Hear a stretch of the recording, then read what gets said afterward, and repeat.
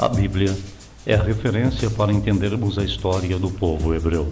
De acordo com as Escrituras Sagradas, por volta de 1800 anos antes de Cristo, Abraão recebeu um sinal de Deus para abandonar o politeísmo e para viver em Canaã, atual Palestina. Agora, eu quero convidar você para fazer uma viagem através do tempo na história dos hebreus.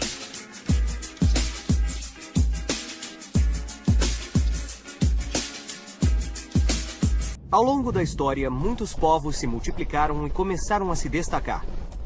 Mas, independente do quão forte ou poderosos eram, muitos deles, mais cedo ou mais tarde, acabaram por desaparecer ou ser dominados por outros povos. Houve muitas invasões às civilizações antigas. Alguns povos foram conquistados e algumas culturas desapareceram completamente nas areias do tempo. No entanto, havia um povo muito pequeno que, apesar de não ter qualquer poder militar, conseguiu atravessar o vasto oceano da história e chegar aos nossos dias. O povo hebreu. Os antigos hebreus conseguiram resistir graças a uma poderosa crença. Acreditavam ser o povo escolhido por Deus. A história do povo hebreu pode ser encontrada em um livro muito especial. Alguém sabe qual é o nome do livro? É Peter Pan? A Bela Adormecida. Não. Chapeuzinho Vermelho? Nada disso. O livro é a Torá. A história conta que por volta do ano 1900 a.C., Abraão, o filho de um escultor da cidade de Ur, fez um trato com Deus, que lhe prometeu em troca as terras de Canaã. Abraão reuniu seu povo. Juntos arrumaram todas as coisas e partiram para uma longa viagem até as terras que Deus havia prometido a eles. Então os hebreus partiram rumo às terras de Canaã. Mas havia um pequeno problema. Não eram apenas os hebreus que estavam interessados nas terras de Canaã. Na verdade, muitos outros povos estavam querendo ocupar aquelas terras. A verdade é que as terras de Canaã eram muito ricas e férteis. E além disso, elas se situavam entre dois grandes reinos da época. O do Egito, no norte da África, e o da Babilônia, na Mesopotâmia. Esses reinos poderosíssimos estavam lutando por esse território, porque inúmeras rotas de comércio passavam por lá. Mas essa terra era muito mais do que apenas uma zona fértil para os hebreus.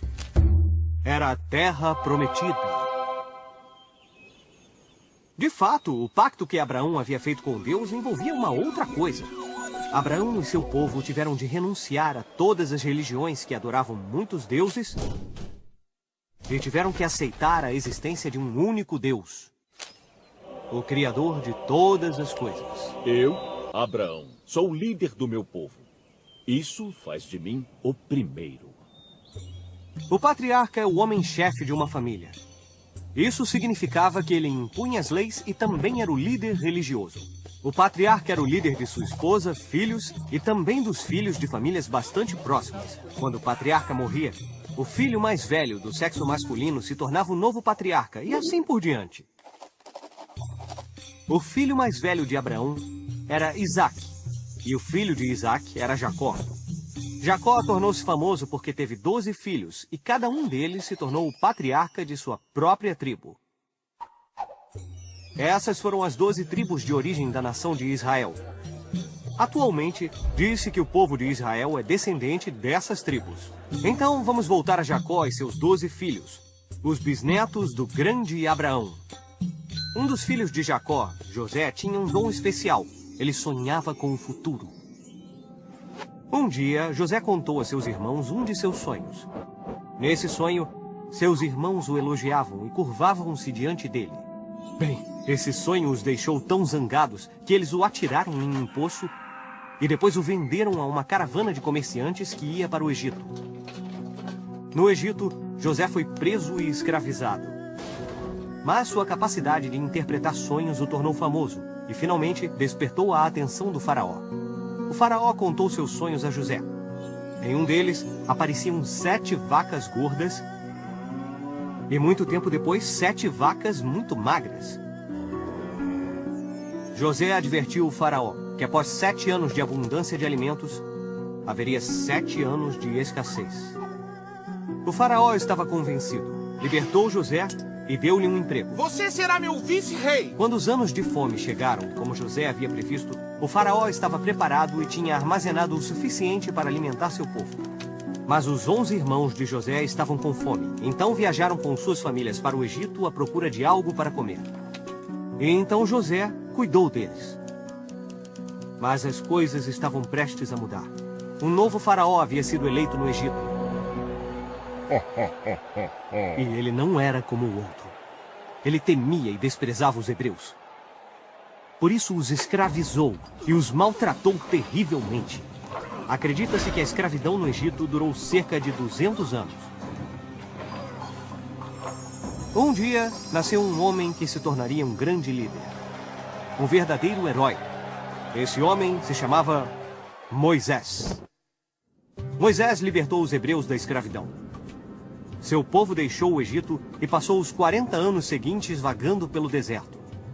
Durante esse período, Moisés subiu ao topo do Monte Sinai, onde Deus lhe deu os 10 mandamentos. Esses mandamentos eram como um código de conduta que as pessoas deveriam seguir. Os hebreus protegiam os mandamentos na Arca da Aliança e os transportaram através do deserto. Eles acreditavam que os longos anos de peregrinação foram um teste que Deus lhes deu antes de permitir o regresso à terra prometida de Canaã. Depois de muitos anos vagando, os antigos hebreus finalmente retornaram à sua terra. E assim começou um período magnífico de sua civilização. O tempo dos reis de Israel. Os hebreus precisavam escolher seu rei, então um sábio foi designado para decidir. Seu nome era Samuel. E ele resolveu que Saulo deveria ser o primeiro rei de Israel. Os hebreus precisavam de um rei forte, porque estavam sendo atacados por um monte de povos. Saulo foi um rei muito valente e derrotou os amonitas e os moabitas, mas não conseguiu derrotar os filisteus. Foi nessa época que nasceu uma grande história sobre um jovem pastor chamado Davi, que foi voluntário para lutar contra os filisteus e seu maior guerreiro, um gigante chamado Golias. Embora Davi fosse muito pequeno, ele foi capaz de derrotar Golias usando sua inteligência em vez de sua força. Davi, armado apenas com uma funda, deu um golpe certeiro no olho de Golias. Assim, após derrotar o maior guerreiro dos filisteus, Davi os expulsou e trouxe a paz ao território. Tornou-se rei de Canaã e fez de Jerusalém a capital. Depois, o filho de Davi, Salomão, tornou-se o próximo rei. Salomão dedicou sua vida à construção do Templo de Jerusalém, que foi uma das obras mais impressionantes do mundo antigo. Mas muitos povos estavam tentando conquistar Canaã. Salomão fez o seu melhor para evitar guerras e invasões. Porém, o reino estava cercado por outros povos, como os assírios, babilônios e egípcios. E todos queriam as terras férteis de Canaã. No ano de 922 a.C., Salomão morreu e Canaã virou um caos. Os hebreus não conseguiam se entender sobre como defender suas terras. Então, dividiram-nas em 2 reinos. O reino de Judá, no sul, e Israel, no norte. Durante centenas de anos, os 2 reinos viveram separados. Por isso não tinham força suficiente para derrotar os inimigos. O reino de Israel durou quase 200 anos, até que um poderoso rei da Assíria, Sargão II, invadiu e destruiu a capital, Samaria. Os hebreus abandonaram o país e se espalharam por outras regiões. O reino de Judá durou mais tempo, até que um rei da Babilônia, Nabucodonosor II, invadiu a cidade santa de Jerusalém. Ele destruiu o templo construído por Salomão e expulsou todo o povo para a Babilônia. Esse período obscuro foi a primeira diáspora. Durante esses anos, as disputas entre os antigos hebreus dos 2 reinos foram esquecidas, e todos os descendentes de Abraão passaram a ser chamados de povo judeu. Mas tiveram que esperar mais 50 anos, até o ano de 539 a.C., para que os cidadãos de Judá capturados fossem libertados pelos persas. Os judeus voltaram para a cidade santa de Jerusalém, onde reconstituíram o famoso templo construído por Salomão. Todas as dificuldades que tinham superado tornaram suas convicções ainda mais fortes, e gradualmente eles foram se isolando dos outros povos.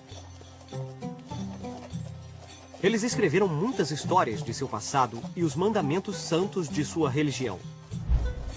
Essas histórias e ensinamentos foram reunidos em um livro chamado Torá.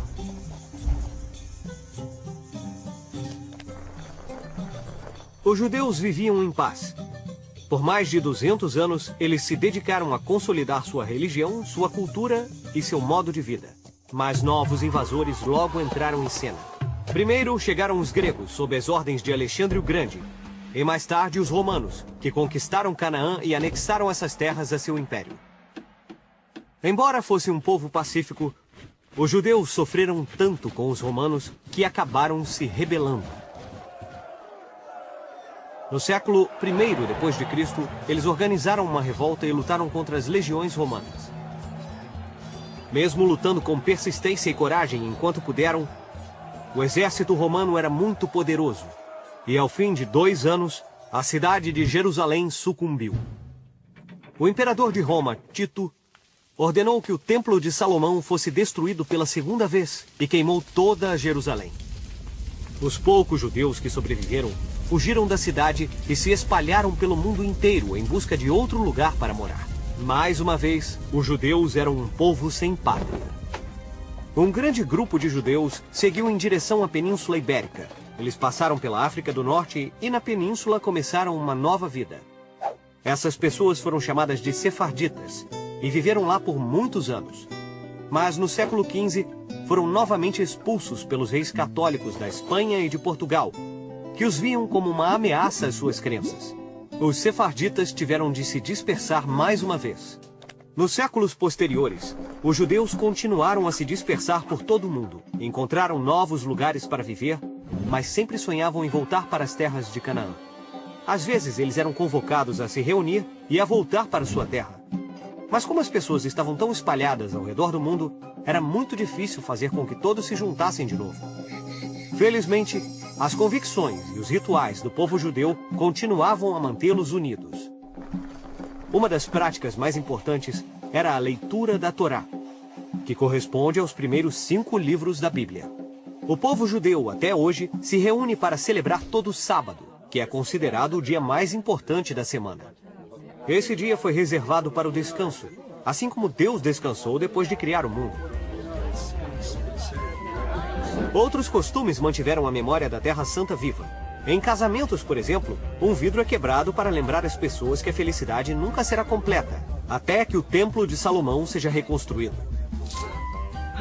Além disso, durante o casamento, o rabino recita 7 bênçãos e, nas últimas, pede um rápido retorno à Terra Prometida. Ao longo dos anos, muitas nações e povos sofreram perseguições semelhantes e desapareceram nas brumas da história. Mas isso não ocorreu com os judeus, que conseguiram sobreviver graças à sua força interior, sua capacidade de superar adversidades e sua fé em Deus, que eles acreditam que há muito tempo os escolheu.